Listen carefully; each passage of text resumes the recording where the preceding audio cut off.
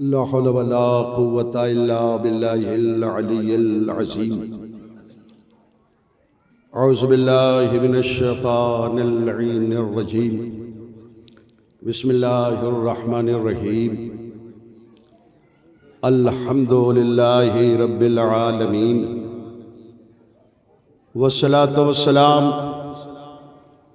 على أشرف الأنبياء والمرسلين وخاتم النبيين سيدنا ونبينا وشفيعنا طبيب نفوسنا وحبيب قلوبنا ومولانا أبي القاسم محمد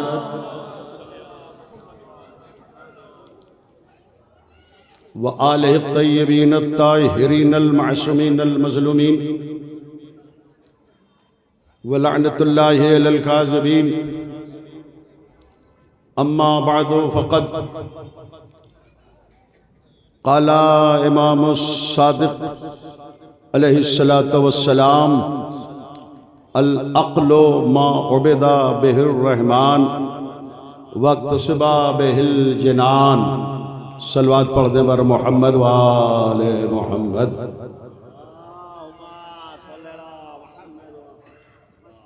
ظاہر ہے کہ یہ تو فیصلہ کرنے میں کوئی دقت نہیں ہوگی کہ یہ صلوات بلند آواز سے نہیں ہوئی.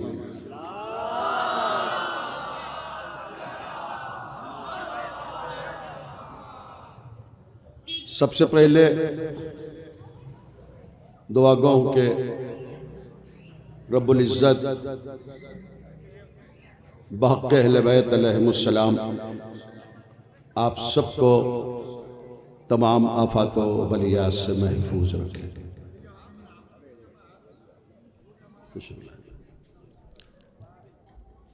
شورائے کرام بارگاہ عصمت و طہارت میں نذران عقیدت پیش کر رہے تھے، اور آپ حضرات بڑی چابک دستی کے ساتھ اپنی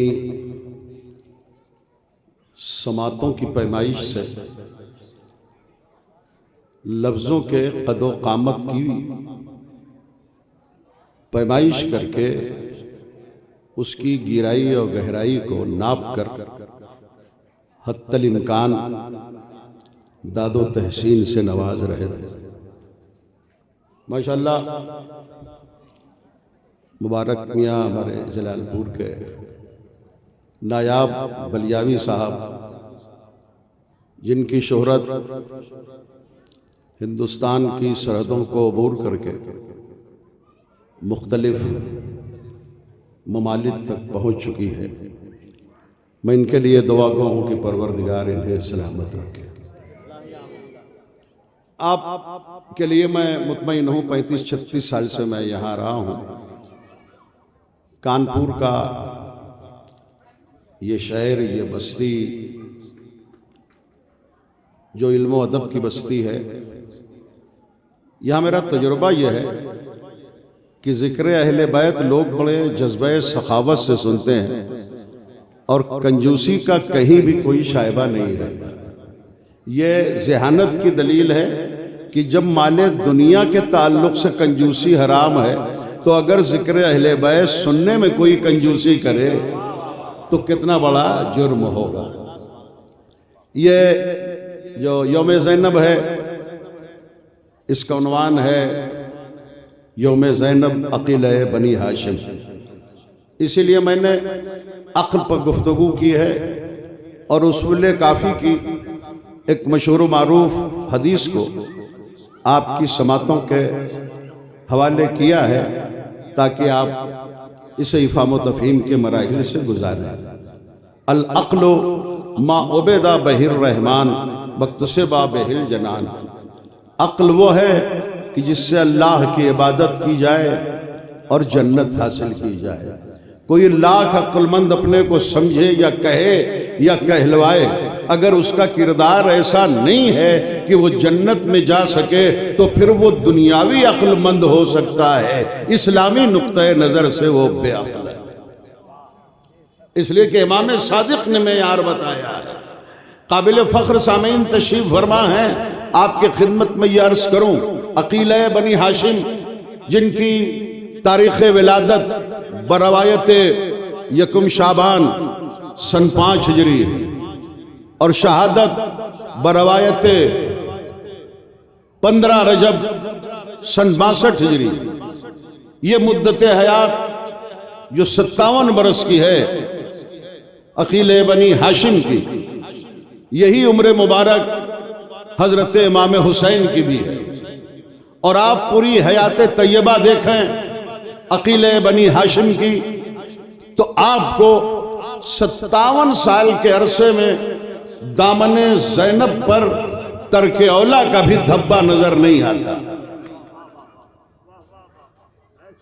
آپ اپنی سماعتوں کو اکٹھا کریں تاکہ مجھے سماعت کو معراج قامت بنانے میں اور موڈ میں لانے میں وقت نہ دینا پڑے، اس لیے کہ یوں ہی 40-45 منٹ کا وقت ہے، تو آپ میرا وقت بچائیں اور ذرا میرا ساتھ دیں بزرگان محترم۔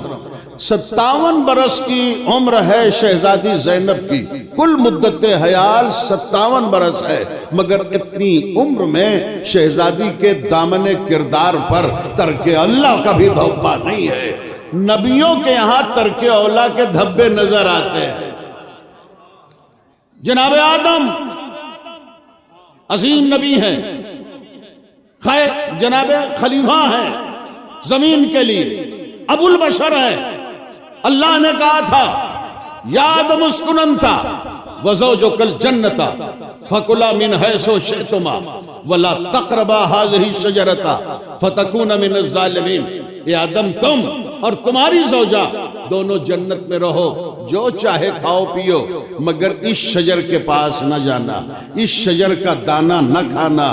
مگر اس ممانعت کے باوجود بھی وہ شجر جو شجر علم تھا، جو صرف اہل بیت کے لیے مخصوص تھا، جس کی غذا جس کا دانہ صرف اہل بیت کے لیے مخصوص تھا، آدم نے بھی کھا لیا، حوا نے بھی کھا لیا۔ لفظ قرآن میں ہے فَأَكَلَا مِنْهَا، آدم نے بھی کھایا، حوا نے بھی کھایا، تو تھے کہاں جب کھایا؟ جنت میں۔ اتارے کہاں گئے؟ زمین پر۔ بزرگان محترم، اہل بیت کا مخصوص شجر اور اس کا ایک دانہ اگر آدم کھا لے تو جنت میں رہتے ہوئے جنت سے زمین پر اتار دیے جائیں، تو اگر کوئی زہرا کا پورا باغ کھا لے، آئے ہائے توجہ تم جانے محترم،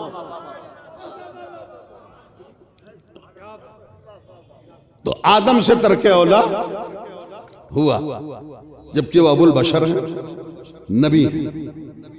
ترک اولا کی پاداش میں جنت سے زمین پر اتارے گئے۔ بڑی خوبصورت سماعت ہے، تو میں عرض کر رہا ہوں جناب نوح، جن کے نام پر پورا ایک سورہ ہے، سورہ نوح۔ نام نہیں ہے، نام عبد الرحمن ہے، نوح ہے لقب، نوح ہے اسم فاعل، نوح مانے نوحہ کرنے والا۔ چونکہ یہ نبی نوحہ بہت کرتا تھا، اس لیے نام پر سورہ نہیں ہے، لقب پر سورہ ہے۔ اس سے یہ بھی پتا چلا کہ نوحہ کرنا بدعت نہیں ہے، سیرت انبیاء ہے، ورنہ ایک نبی کا لقب نوح نہ ہوتا۔ جناب نوح نے بد دعا کر دی، حالانکہ اللہ کی محبت میں بد دعا کی۔ عذاب آیا، غرق ہو گئے لوگ، صرف جو کشتی پر تھے، جو کشتی پہ سوار تھے، وہی بچے۔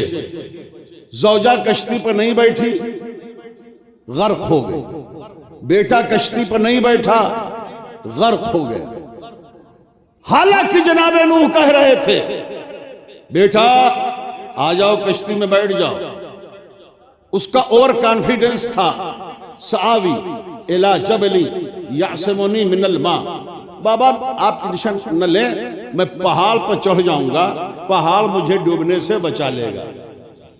آپ کے چہرے کی شگفتگی، تابندگی، بالدی اس بات کی ترجمان ہے کہ آپ بڑے سکون سے سن رہے ہیں، اور سبحان اللہ اور ماشاءاللہ کہنے کے لیے منتظر ہے آپ کی سبحان اللہ آپ ہی کے نام اعمال میں جائے گی. داہنے شانے پر بیٹھا ہوا فرشتہ انتظار کر رہا ہے کہ آپ سبحان اللہ کہیں تو آپ کے نام اعمال میں یہ ثواب لکھے. بزرگان محترم جب بھی آپ سبحان اللہ ماشاءاللہ واہ واہ کہیں نعرہ لگائیں تو ذہن میں مولانا کا تصور نہ رہے، مولا کا خیال رہے. اور ذکر اہل بیت ذکر علی جب ہو تو کنجوسی سے نہیں سوچنا چاہیے، اس لیے کہ داہنے شانے پر نیکی لکھنے والا جو فرشتہ ہے، سورہ انفطار سورہ نمبر 82 کرامن کاتبین یعلمون ما تفعلون، تو یہ اس کا نام رقیب ہے. اس کے استاد کا نام ہے جبرائیل، جبرائیل کے استاد کا نام ہے علی.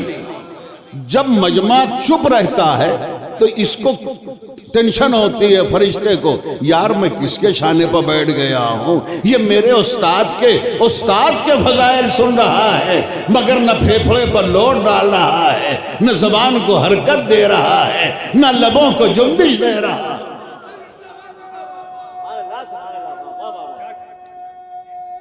حیدری بھیا میں تو یہاں شعر نہ جانے کتنی مرتبہ پڑھ چکا ہوں، اور یہ میرا شعر نہیں تکیہ کلام ہو گیا ہے. اور پھر ربط کے لیے عرض کر رہا ہوں کہ لطف جب آنے لگا گر کر سنبھلنے میں مجھے. میں ایک ایک مومن کے چہرے کو دیکھ رہا ہوں. مومن کے چہرے کو دیکھنا منبر پر آن کر ہماری ضرورت بھی ہے، عبادت بھی ہے. لطف جب آنے لگا گر کر سنبھلنے میں مجھے، یا علی کہنے کی خاطر ٹھوکریں کھاتا رہا. تو یا علی کہتے رہیے، یہ ہمارا تشخص ہے، ہماری پہچان ہے، ہماری آئی ڈی ہے. یہ تو نہیں بابا نو میں پہاڑ پر چڑھ جاؤں گا.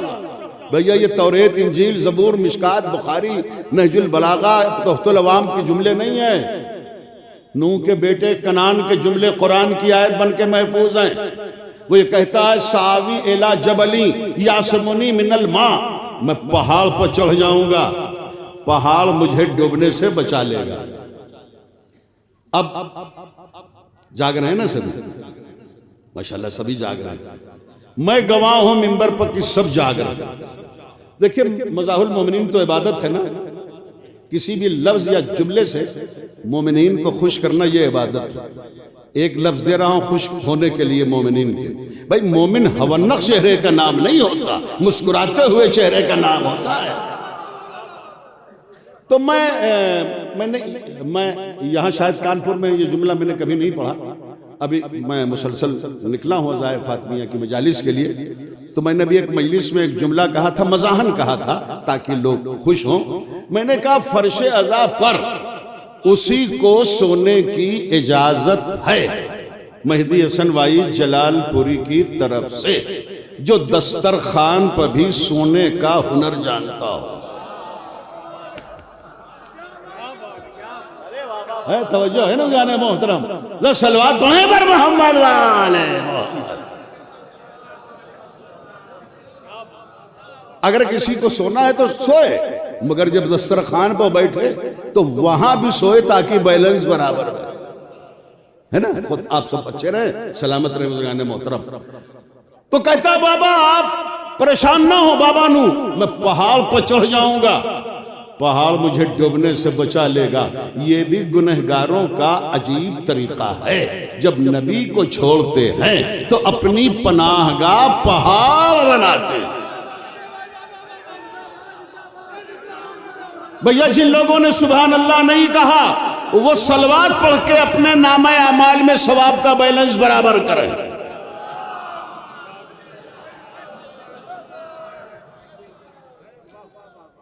اچھا یہ نوح کی زوجہ جو وائلہ ہے اور حضرت لوط کی زوجہ جو عائلہ ہے، سورہ تحریم سورہ نمبر 66 آیت نمبر 10 میں ان دونوں نبیوں کی بیویوں کا تذکرہ ہے، اور یہ دونوں جائیں گی جہنم میں. نوح کی زوجہ وائلہ، لوط کی زوجہ عائلہ کہاں جائیں گی؟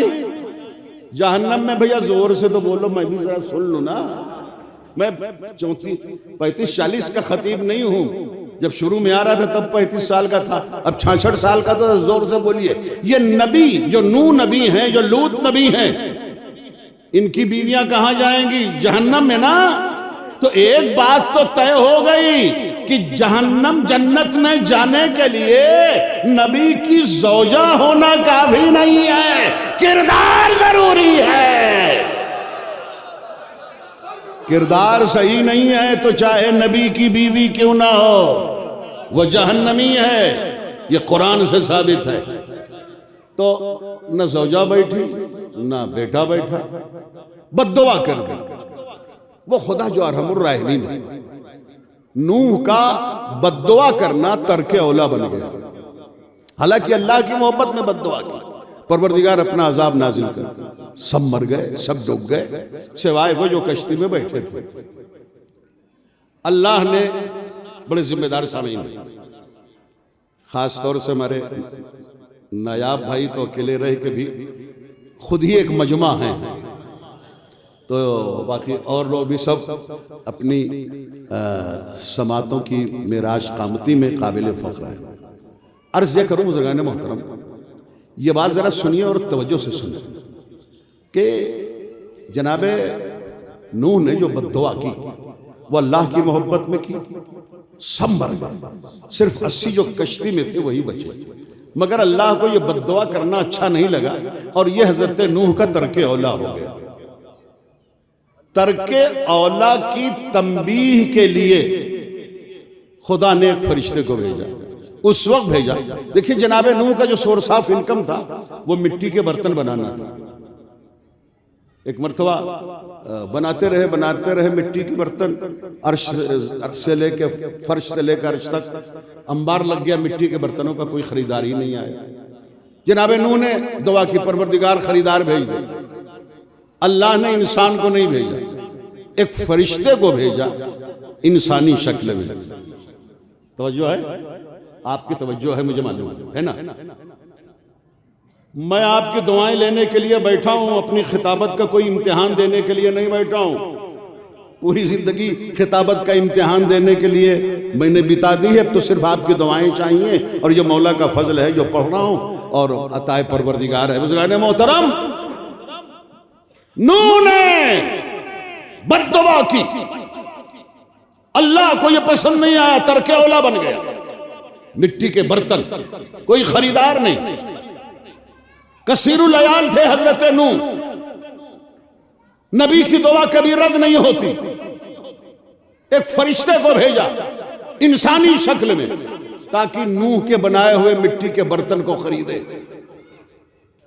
فرشتہ جب آیا کہا نوح یہ مٹی کے برتن کتنے میں ہیں؟ کہا پھٹ کر خریدو گے کہ تھوک بھاؤ؟ کہا تھوک بھاؤ۔ تو کتنی قیمت ہے؟ کہا اتنی۔ دیکھیں اب میں کوئی شیرانہ لہجہ تو ہے، گھن گرج ہے اب بھی، لیکن کچھ باتیں جو افہام و تفہیم کے خوبصورت مراحل سے گزرنا ہو انہیں سکون سے پڑھنا ضروری ہوتا ہے۔ وہ دیہات کے جو بنجر دیہات ہوتے ہیں، وہاں کا جو مجمع ہوتا ہے انلٹریٹ، وہاں جب خطیب یا شاعر چیخ چیخ کے پڑھے تب لوگ سمجھتے ہیں یہ میٹر ہے، لیکن ظاہر ہے کہ یہ شہر ہے، یہاں لوگ بہت ہی فہم و ذکا کے مالک ہیں، یہاں لفظوں کی حرارت، فقروں کی تڑپ، جملوں کے اضطراب کو محسوس کرنے والے لوگ ہیں، یہاں ریشمی الفاظ، شبنمی فقرے، مخرمی جملوں کے قدرداں موجود ہے، تو یہاں اسی لیے میں بڑے سکون سے پڑھ رہا ہوں۔ اچھا تو اتنی قیمت ہے نوح؟ ہاں، اس نے پیڈ کر دیا پوری قیمت۔ خریدار نے جو فرشتہ تھا انسانی شکل میں پوری قیمت پیڈ کر دی، مگر جیسے ہی پیڈ کیا جناب نوح کے سامنے مٹی کے برتن تڑ تڑ توڑنے لگا وہ خریدار۔ حضرت نوح نے کہا بھائی میرے بنائے ہوئے مٹی کے برتن ہیں، میں نے بڑی محنت سے بنایا ہے، کم سے کم میرے سامنے تو نہ توڑو۔ اس فرشتے نے کہا میں آپ کی خدمت میں اللہ کی جانب سے تنبیہ کرنے آیا ہوں، میں انسان نہیں ہوں، فرشتہ ہوں۔ نگاہ نوح پہچان کیوں نہیں سکی کہ یہ انسان ہے کہ فرشتہ؟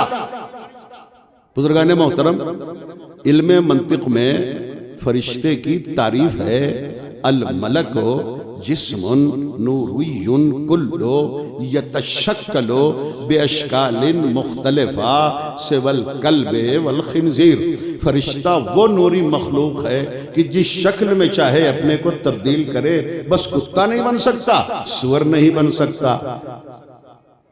تو اب فرشتہ آیا ہے انسانی شکل میں، نوح پہچان نہیں سکے کہ یہ فرشتہ ہے کہ انسان ہے۔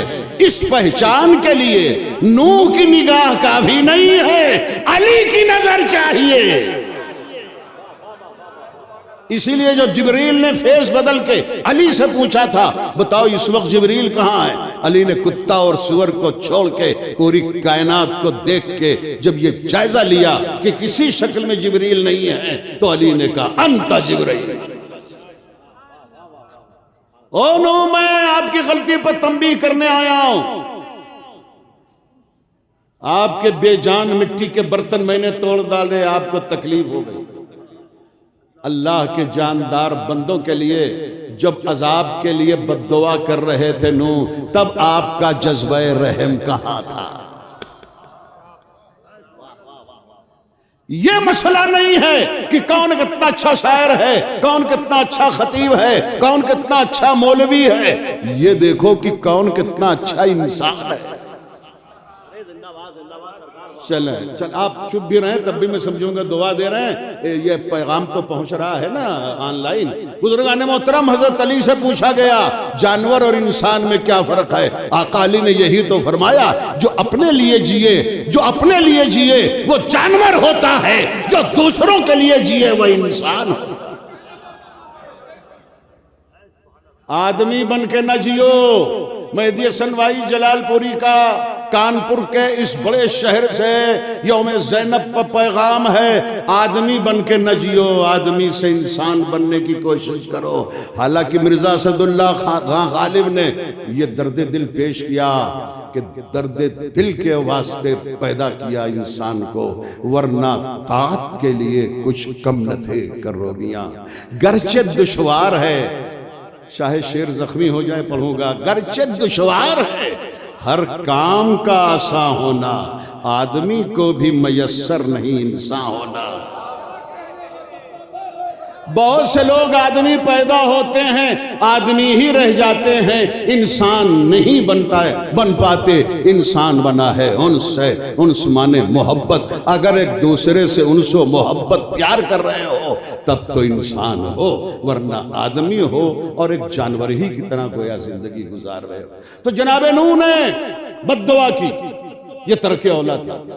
جناب یونس، ان سے بھی ترک اولا ہوا۔ ان کے نام پر پورا ایک سورہ، سورہ یونس۔ ترک اولا کی پاداش میں مچھلی کے پیٹ میں ڈالے گئے، 40 دن تک مچھلی کے پیٹ میں تھے۔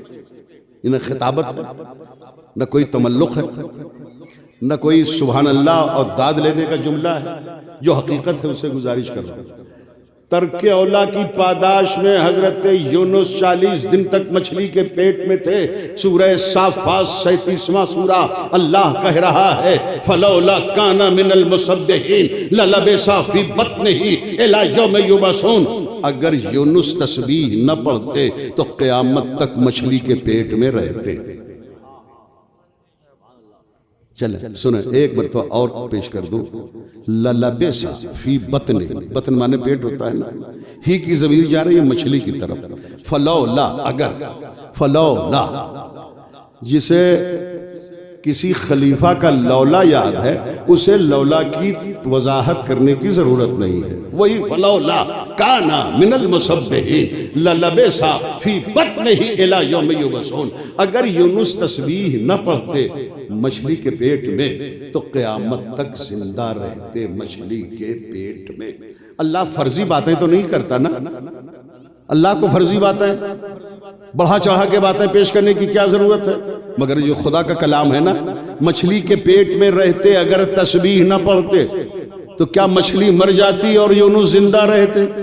یونس کی زندگی کے لیے مچھلی کا بھی زندہ ہونا ضروری۔ خدا قیامت تک مچھلی کو زندہ رکھ سکتا ہے، اگر اپنے امام کو زندہ رکھے ہوئے ہے تو سمجھ میں کیوں؟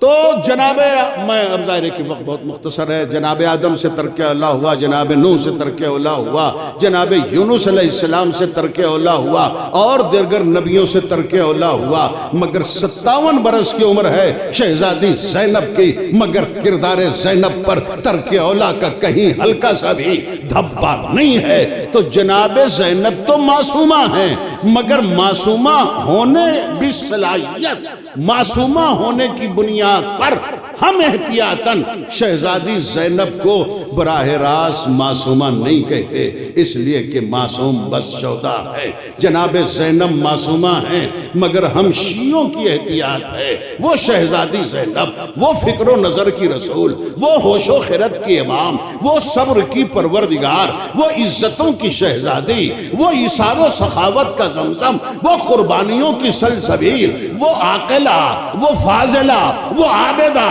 وہ زاہدہ، وہ مظلومہ، وہ صابرہ، جو خود معصومہ ہے، مگر ہم شیعوں کی احتیاط معصومہ زینب کو براہ راست معصومہ نہیں کہتے۔ تو جو قوم معصوم زینب کو معصومہ کہنے کے لیے تیار نہیں ہے، وہ رجسٹر گنہگاروں کو خلیفہ ہادی ماننے کے لیے کیسے تیار ہے؟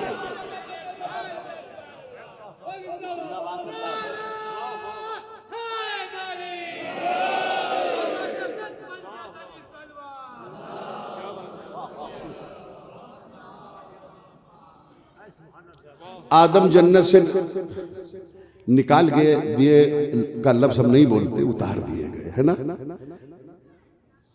ترک اولیٰ کی پاداش میں نکالے گئے۔ اب اگر ہم گنہگار ہیں تو جنت میں جائیں گے؟ ان سے تو ترک اولیٰ ہوا۔ جملہ دوں، اگر کسی کو تکلیف ہے فزیکلی جسمانی تو چپ رہ سکتا ہے، ورنہ بولنے کی کوشش کریں، میرے لیے نہیں، اپنے نامہ اعمال کو سبحان اللہ واہ واہ ماشاءاللہ کے ذریعے وزنی بنانے کے لیے۔ جنت اتنی طاہر و طہر و مطہر ہے، جنت اتنی پاکیزہ ہے، جو آدم کا ترک اولیٰ تو برداشت نہیں کر سکتی، ہمارے گناہوں کو کیا برداشت کرے گی؟ ہم جھوٹ بول رہے ہیں، ہم غیبت کر رہے ہیں، ہم نماز قضا کر رہے ہیں، ہم امانت میں خیانت کر رہے ہیں، یہ سب گناہ ہے نا؟ سن لیں، ایک بحیثیت وائس کے بھی یہ بیان سنیں، بحیثیت خطیب کے بھی۔ چھٹے امام حضرت امام جعفر صادق علیہ السلام کی خدمت میں ایک شخص آیا جو خود شیعہ ہے، محب ہے۔ مولا آپ کا شیعہ اگر گنہگار ہے تو جنت میں جائے گا؟ بہت حساس بات ہے نا؟ تو اسی طرح سنیں، سماعت فرمائیں، گھبرا کے نہ سنیں، توجہ سے سنیں، اطمینان سے سنیں، میں بڑے سکون سے پڑھ رہا ہوں، واہ واہ سبحان اللہ ماشاءاللہ سے مہدی حسن وائس کا پیٹ بھرا ہوا ہے، مگر آپ کو اپنے نامہ اعمال میں اپنی سخاوت کا اظہار کرتے ہوئے بولنا ہے، میرے لیے نہیں، مولا کے لیے بولیے، مولانا کے لیے نہیں۔ مولا آپ کا شیعہ اگر گنہگار ہے تو جنت میں جائے گا؟ کہ جائے گا مگر گناہوں سے پاک ہوگا۔ دیکھیں ابھی کوشش کرتا ہوں کہ آپ سب واہ واہ کریں، اس میں آپ کی کمی تھوڑی، ابھی ڈوز کہاں آپ کو ملا ہے نا؟ بات شروع کر رہا ہوں اور بہت تیز آگے بڑھنا چاہ رہا ہوں، حالانکہ میں پریشان ہوں کہ طی اللسان کیسے کروں، لیکن کوشش کر رہا ہوں۔ مولا آپ کا شیعہ اگر گنہگار ہے تو جنت میں جائے گا؟ جائے گا مگر گناہوں سے پاک ہو کر، جب تک حالت گناہ میں ہے جنت نہیں جا سکتا۔ مولا تو آپ کا شیعہ گناہوں سے پاک کیسے ہوگا؟ کہ میرا شیعہ اگر گنہگار ہے تو خدا اسے کسی مرض میں مبتلا کرے گا تاکہ وہ مرض گناہوں کا کفارہ بن جائے۔ بھئیہ یہ نصیحت، یہ پیغام، یہ میسج آپ لے کے جائیں، ہمارے نایاب بھائی نے بھی اپنے اشعار میں پیغام دیے، اور ظاہر ہے کہ اتنے بڑے مجمع میں جہاں اتنا خرچہ ہو رہا ہے، پیغامات کی ترسیل بہت ناگزیر ہے۔ اچھا، تو مولا بیماری دے گا آپ کے شیعہ کو تاکہ گناہوں سے پاک ہو جائے؟ ہاں، مولا اگر گناہ زیادہ ہوں اور بیماری کی وجہ سے ابھی گناہ سے پاک نہ ہوا ہو تو، کہ اگر بیماری سے گناہ سے پاک نہ ہوا، بدقسمتی سے گناہ اتنا زیادہ تھا، تو خدا اسے خراب دوست دے گا، تاکہ دوست شکوہ شکایت کرے، ٹارچر کرے اور اسے اذیت پہنچے اور وہ گناہوں کا کفارہ بنے۔ اچھا مولا، تو خراب دوست دے گا مگر اب بھی اگر گناہ رہ گئے ہوں؟ کہ اچھا، اگر بدقسمتی سے اب بھی گناہ رہ گئے ہیں تو خدا اسے خراب پڑوسی دے گا۔ سنتے جائیں، ہماری مائیں اور بہنیں پس پردہ سن رہی ہیں، خدا ان سب کو سلامت رکھے۔ خراب پڑوسی دے گا، خدا نہ کرے کہ پڑوسی کوئی بھائی ہو، رشتہ دار ہو۔ اچھا مولا، تو خراب پڑوسی جو تکلیف پہنچائے گا، اس کے بعد بھی اگر بدقسمتی سے گناہ باقی رہ گئے ہوں؟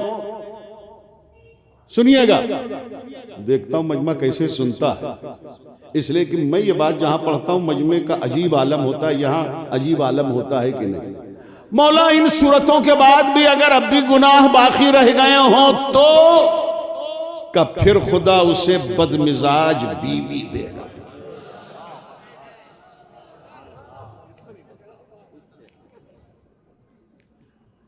میں بھی تھا، امریکہ ہی میں تھا، محرم چلو میں بھی آیا ہوں 2 مہینہ پہلے۔ میں نے یہ روایت پڑھی تھی کہ خدا بزمزاج بیوی دے گا، تو بے تکلفی ہے، ایک عرصے ایسے دراز سے جا رہا ہوں، سبھی بے تکلف ہیں۔ تو جیسے ہی میں نے کہا کہ مولا صادق نے فرمایا اگر اب بھی گناہ باقی رہ گئے ہوں تو خدا اسے بدمزاج بیوی دے گا، تو آدھے سے زیادہ مجمع نے کہا وائی صاحب تب تو اب ہماری جنت پکی ہو گئی۔ اچھا مولا، تو بدمزاج بیوی دینے کے باوجود بھی بدقسمتی سے اگر اب بھی گناہ باقی رہ گئے ہوں تو، مولا صادق علیہ السلام نے ارشاد فرمایا خدا اسے توبہ کی توفیق دے گا، وہ توبہ کرے گا اور گناہوں سے پاک ہو جائے گا۔ اچھا، اب یہاں پر سوال کرنے والے کو رک جانا چاہیے، مگر پھر وہ آگے بڑھ گیا۔ مولا توفیق کے بعد بھی اگر گناہ کا شائبہ رہ گیا ہو تو ہمارے 7ویں امام جلال امامت میں آئے، کہ تو سوال کرتا جا رہا ہے تو آخری بات سن لے، اگر ان تمام گناہوں کی پاکیزگی کے بعد بھی اب بھی گناہ باقی رہ گئے ہوں تو ہمارا شیعہ ہماری شفاعت کی طاقت پر جنت میں جائے گا۔ آئے ہائے ہائے ہائے، شفاعت سے جائے گا۔ صلوات پڑھیں نا عظمت اہل بیت پر بر محمد والے۔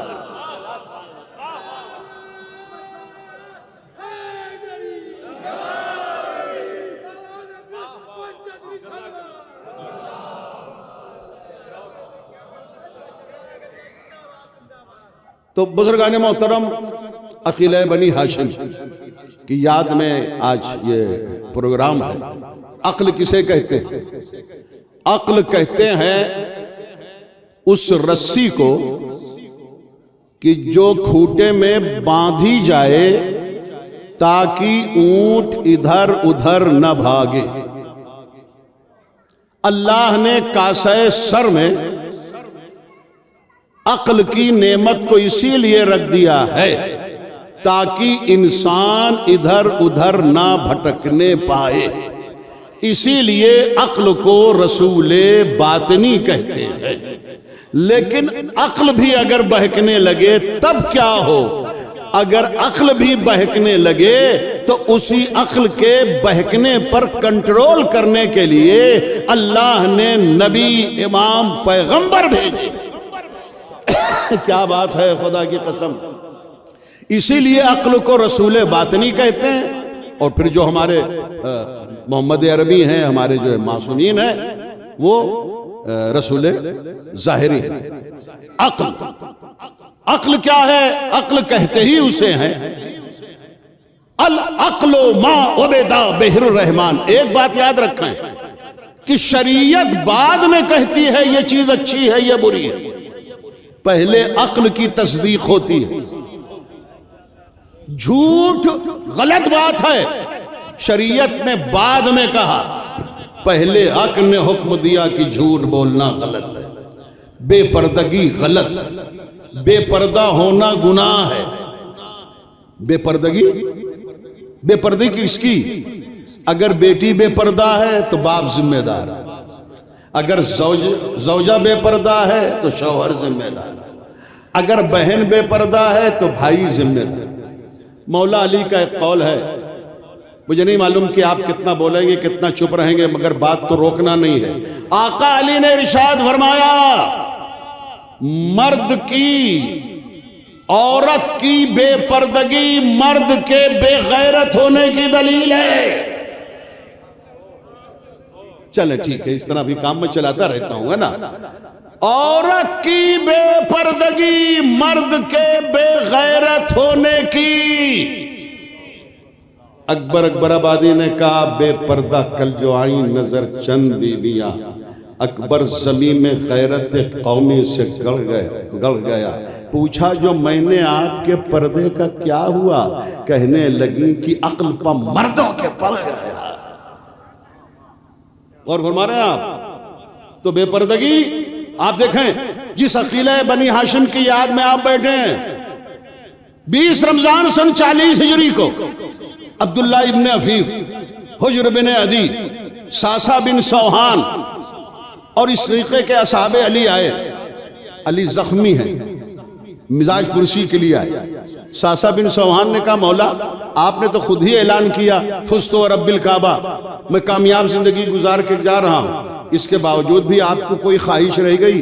کہا ہاں ساسا، میں جتنا بڑا عالم تھا مجھ سے پوچھا نہیں گیا، میں جتنا بڑا سخی تھا مجھ سے مانگا نہیں گیا۔ عبداللہ ابن عفیف نے کہا، مولا میں نابینا ہوں، مولا آپ تو جانتے ہیں میری آنکھ جنگ جمل میں شہید ہو گئی، ایک آنکھ جنگ صفین میں، تو بس آپ کی آواز سن رہا ہوں اور لگتا ہے یہ آواز رک جائے گی۔ مولا آپ کی شہادت کے بعد یہ آواز کب سننے کو ملے؟ کہ قیامت کے دن۔ سنیں بزرگان محترم، 13 محرم کو جب اہل حرم کا لٹا ہوا قافلہ بازار شام آیا تو شہزادی زینب نے یہ کہا، یزیدیو یہ جو فتح کے باجے بج رہے ہیں، جو آوازیں گونج رہی ہیں، یہ روک دی جائیں، کہ یہ ہمارے اختیار میں نہیں ہے۔ عمر سعد نے بھی کہا، ابن انس نے بھی کہا، شیش ابن ربعی نے بھی کہا، حرملہ نے بھی کہا۔ علی کی بیٹی نے یوں اشارہ کیا، فتح کے باجے ہاتھوں سے چھوڑ گئے، اونٹ کی گردن میں جو گھنٹیوں کی آواز تھی وہ تھم گئی، ناقے جو اپنی آواز بلند کر رہے تھے وہ بھی رک گئے، اور ایک مرتبہ شہزادی زینب نے خطبہ دیا۔ جب خطبہ دیا تو عبداللہ ابن عفیف دونوں آنکھوں سے دیکھ نہیں پا رہے تھے، چیخ کے کہا، کیا علی آ گئے؟ کہا عبداللہ ابن عفیف تم پوچھ کیوں رہے ہو کہ علی آ گئے؟ کہا اس لیے کہ 20 رمضان سن 40 ہجری کو جب میں گیا تھا مزاج پرسی کے لیے تو آقا علی نے خود ہی فرمایا تھا کہ اے میرے عبداللہ ابن عفیف صحابی، اب تم یہ آواز سنو گے جب قیامت آ جائے گی، تو چونکہ میں علی کی آواز سن رہا ہوں اسی لیے پوچھ رہا ہوں کیا قیامت آ گئی؟ کہا نہیں، قیامت نہیں آ گئی ہے، علی کی بیٹی بول رہی ہے، خطبہ بھی دیا اس نے تو لہجے میں علی کے، زینب کی تو آواز بھی بے پردہ نہیں ہے۔ چلیں، شعر کا استقبال اور اچھا ہونا چاہیے تھا، لیکن شاید میں جلدی میں پڑھ رہا ہوں۔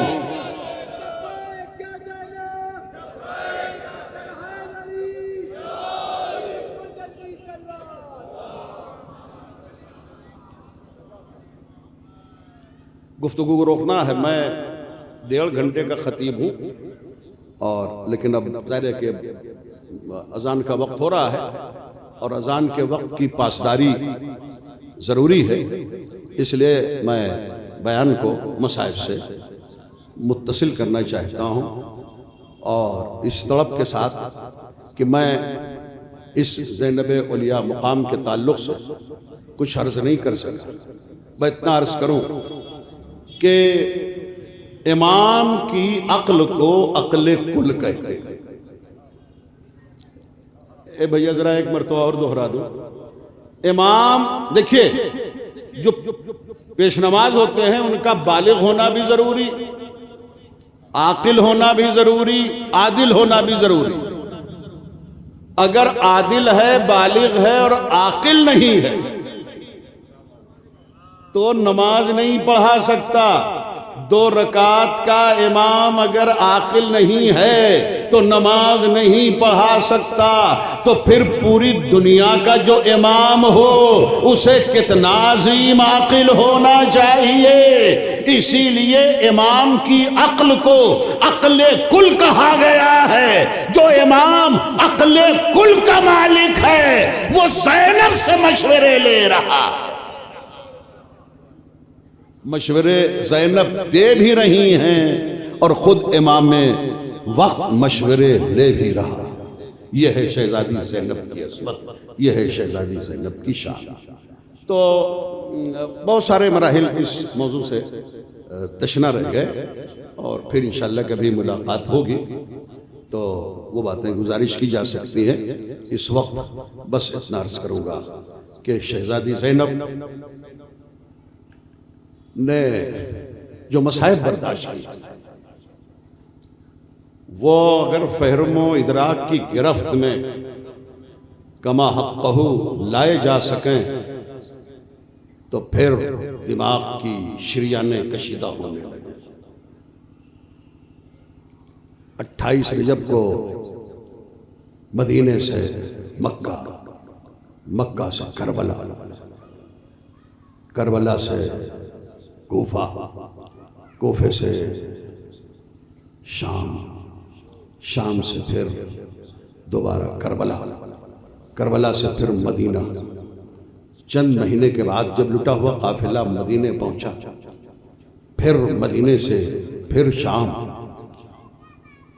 یزید کے کچھ سپاہی آئے ہیں دوبارہ، سن 62 ہجری میں سید سجاد کو گرفتار کیا۔ زینب کو نے معلوم کیا میرا بھتیجا امام وقت دوبارہ گرفتار ہو کے مدینے سے شام لے جایا جا رہا ہے۔ تڑپ گئی شہزادی زینب، آئیں مولا سجاد کے پاس، بیٹا یہ ہاتھوں میں ہتھکڑیاں، پیروں میں بیڑیاں، کہا ہاں یزید نے پھر گرفتار کر کے شام بلایا ہے۔ مرزا سلامت علی دبیر اللہ مقامہ نے سید سجاد کی دوبارہ گرفتاری پر پورا مرثیہ لکھا ہے، جس کا ایک شعر مجھے یاد ہے کہ قل تھا کہ پھر مدینے کی بستی اجڑ گئی، زین العبا کے پاؤں میں زنجیر پڑ گئی۔ ادھر جناب فضہ کو معلوم ہوا کہ مدینے کا شہزادہ مدینہ چھوڑ رہا ہے، اور زینب بھی، ثانیہ زہرا بھی ساتھ جا رہی ہیں، عصا کا سہارا لے کے آئیں کہ شہزادی میں نے سنا ہے کہ آپ اپنے بھتیجے کے ساتھ جا رہی ہیں مدینے سے دوبارہ شام۔ کہاں یزید نے قیدی بنا لیا ہے، اس کے سپاہی آئے ہیں، میں ساتھ ساتھ جاؤں گی۔ عزادارو فضہ کہتی ہیں تو پھر اے علی کی بڑی بیٹی، آپ اگر اپنے بھتیجے کو نہیں چھوڑیں گی تو میں فضہ آپ کو نہ چھوڑوں گی، میں بھی ساتھ ساتھ چلوں گی۔ نہیں اماں فضہ آپ ضعیف ہیں، کمزور ہیں اور لاغر ہیں، آپ مدینے رہیں۔ کہا بیٹی زینب ایک بات سنو کہ ایک مرتبہ تمہارے نانا نے مجھ سے کہا تھا فضہ مجھ سے کچھ مانگ، تو میں نے یہی کہا تھا میری عظمت کے لیے یہ بہت ہے کہ مجھے فاطمہ زہرا بہن کہتی ہیں، حسنین ماں کہتے ہیں، مگر رسول کا اصرار تھا، تیرے نانا کا حکم تھا، تو میں نے یہی کہا تھا کہ اتنا طولانی سفر ہوگا اور میری شہزادی زینب اکیلی رہے گی۔ کائنات کے رسول جب جب سفر پیش ہو تو مجھے اتنی زندگی دے دو کائنات کے رسول، میں اپنی بیٹی زینب کے ساتھ رہوں۔ تو تمہارے نانا ہی نے کہا تھا جا فضا جب تک تو نہ چاہے گی موت کا فرشتہ تیرے قریب نہ آئے گا۔ عزادارو یہ قافلہ چلا اور پھر 14 رجب کو سورج ڈوبنے کے بعد جب 12 کلومیٹر دمشق رہ گیا تو مجبوراً ایک باغ میں قیام ہوا اس چھوٹے سے قافلے کا۔ زینب نے غور سے باغ کو دیکھا، ہر ڈالی کو دیکھا، ہر درخت کو دیکھا، کہا اماں فضا یہی تو وہ باغ ہے جس باغ کے درخت میں میرے بھیا کا سر لٹکایا گیا تھا، اماں ذرا معلوم تو کرو وہ درخت کون سا ہے؟ کہا بیٹی زینب یہاں بہت سارے درخت ہیں، کیسے پتا چلے گا؟ کہا اماں وہ درخت جس میں میرے ماجائے کا سر لٹکا تھا وہاں جب آپ جائیں گی تو میرے بھیا کے خون کی بو محسوس ہوگی۔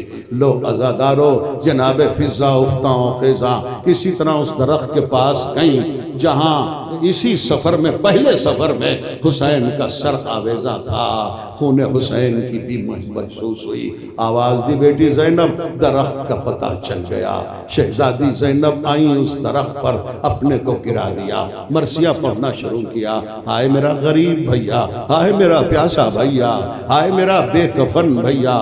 عزادارو تھکی ہوئی زینب کو آدھی رات کے بعد تھوڑی دیر کے لیے نیند آ گئی، خواب میں حسین کو دیکھا۔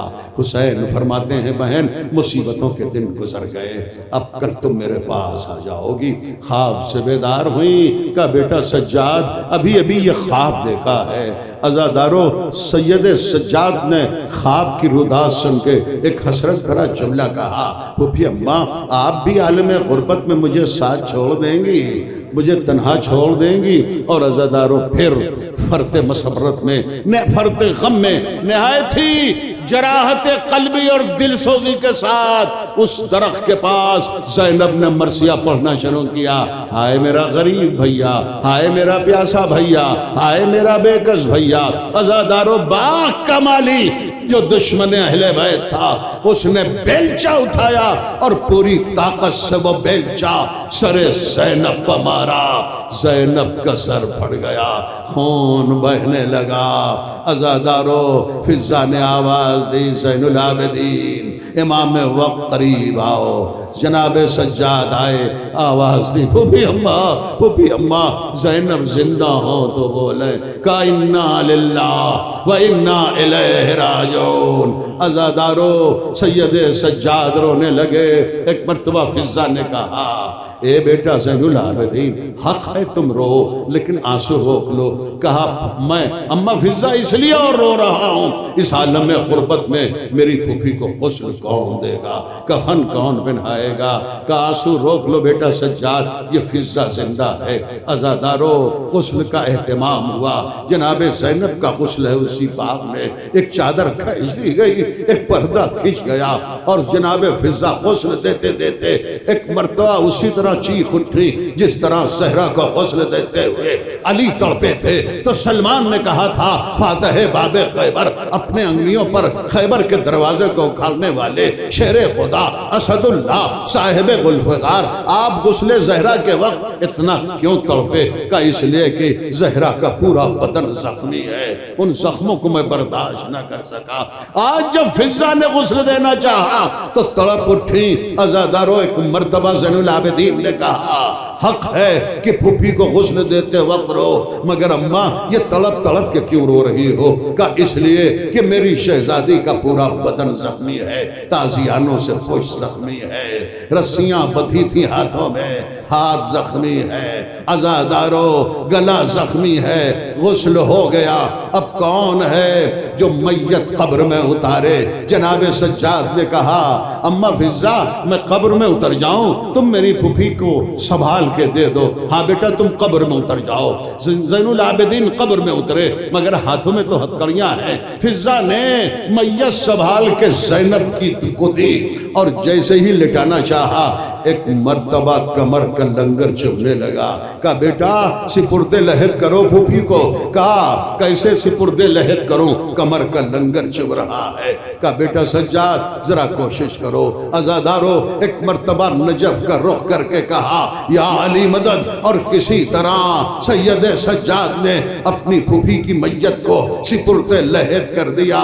اس عظیم شہادت کے بعد حاکم شام نے گرفتاری کا حکم واپس لے لیا. سید سجاد وہیں سے مدینہ چلنے لگے. کہا پھوپھی اماں کی شہادت کے بعد حاکم شام نے گرفتاری کا حکم واپس لے لیا ہے, میں مدینے جا رہا ہوں, آپ مدینے چلیں اماں فضہ. کہا نہیں بیٹا سجاد تم جاؤ, میں اپنی بیٹی کی قبر کو تنہا چھوڑ کے نہ جاؤں گی. کہا پھر اس باغ میں اس غیر آباد جگہ میں کیا کریں گی؟ کہا میں دن بھر اپنی بیٹی کی قبر پر قرآن پڑھا کروں گی اور راستے میں پانی لے کے بیٹھوں گی اور پیاسے حسین کے نام کی سبیل سجاؤں گی. عزادارو آخری فقرہ ہے, مجلس تمام. کچھ عرصے کے بعد فضہ کے 4 بیٹے تھے. بڑا بیٹا یحییٰ آیا, بازار شام میں پوچھا یہاں علی کی بیٹی کی قبر کہاں ہے؟ کہا وہ فلاں باغ میں چلے جاؤ. وہاں آیا فضہ کا بڑا بیٹا یحییٰ. جناب فضہ قبر زینب پر اپنی کو گرائے ہوئے رو رہی تھی. ایک مرتبہ یحییٰ نے کہا اماں, فضہ نے سر نہیں اٹھایا. دوسری مرتبہ کہا اماں فضہ نے قبر زینب سے سر نہیں اٹھایا. تیسری مرتبہ کہا اماں فضہ میں تیرا بیٹا یحییٰ بلا رہا ہوں, آواز دو. آنکھوں میں آنسوؤں کا طوفان لے کے اب جو فضہ نے قبر زینب سے سر اٹھایا, ارے کون ہے جو مجھے ماں کہہ رہا ہے؟ مجھے جو ماں کہہ رہا تھا وہ میرا بیٹا کربلا میں حسین ہے, یہ میری بیٹی ہے. یا تیری ماں تم سے مطمئن نہیں ہے جب میرا بیٹا حسین نرغے آدھا میں گرا تھا, مدد کے لیے کربلا کے